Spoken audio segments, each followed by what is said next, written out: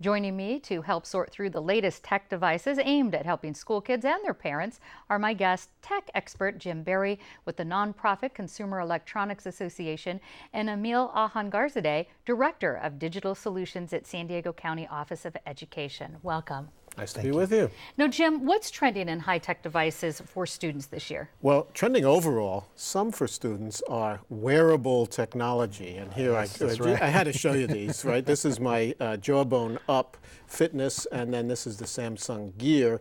This is for some kids, but not older kids and stuff. But that's one of the big older trends. Kids, except he has one as right, well. Here, let me take a quick picture of you. Kids. So how about for the actual students and doing work at school? Well, you brought some examples. Laptops and tablets, and one of the biggest questions I get is, should I get my student a laptop or a tablet computer? Tablets are great, iPads, Windows versions, and you also have the Google Android versions, but you really need a laptop. You need it for the keyboard, you need it for the inputs and outputs, and for the power and the speed. And you've got some different varieties here. You've got one for somebody very young. That is from VTech. That's the InnoTab, and those start at about $70 or so, and they're for little kids, 3 to 6. So this does two things. It gets the kids started with tablets, and it gets their little hands off your iPad or your tablet. So it gets them started. I noticed a couple other things here. I noticed something I haven't seen in a long time, and that's calculators. Yeah, don't forget calculators. If you've got kids in school, especially the scientific ones, these are from Casio. You notice they make them in nice colors now.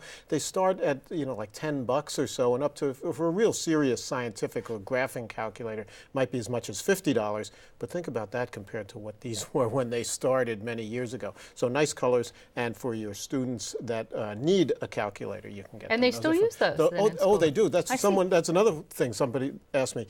Well, you can do all this stuff on your smartphone. Yes, but from a lot of school things, you need a real calculator. These from Casio are terrific. Okay, Emil, how does San Diego County approach the use of technology in the classroom? What's being used and what's not allowed? Well, we try to take what we try to do is try to avoid what we call the ready, fire, aim approach, which is what a lot of schools and in many cases families and parents do as well. Is they go to the device first before asking themselves, well, what is my student going to use this device for? And often when we find when we analyze the objectives of what the teachers and the schools are trying to do, what the students are trying to do, we find that the devices that have been purchased are often not the right device to have in the classroom. So the San Diego County Office of Education is working really closely with the juvenile court and community schools nowadays. And one of the things we discovered is that the Chromebook device is actually one of the most effective tools to have in the classroom. But that came about as a result of an analysis having been conducted first to make the determination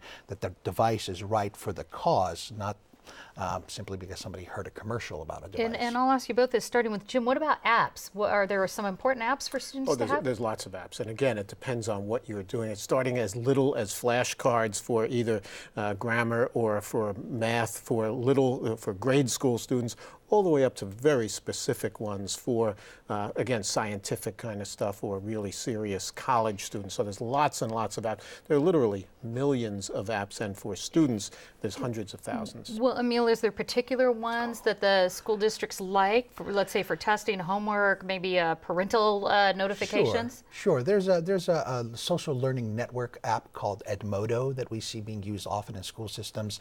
That in essence, it's a lightweight learning management system that has a beautiful mobile application version that kids love to use. It's got a Facebook look to it, but it allows the teachers to be able to assign homework, for the students to be able to submit their homework, and the parents to be able to keep an eye on what's happening in the school.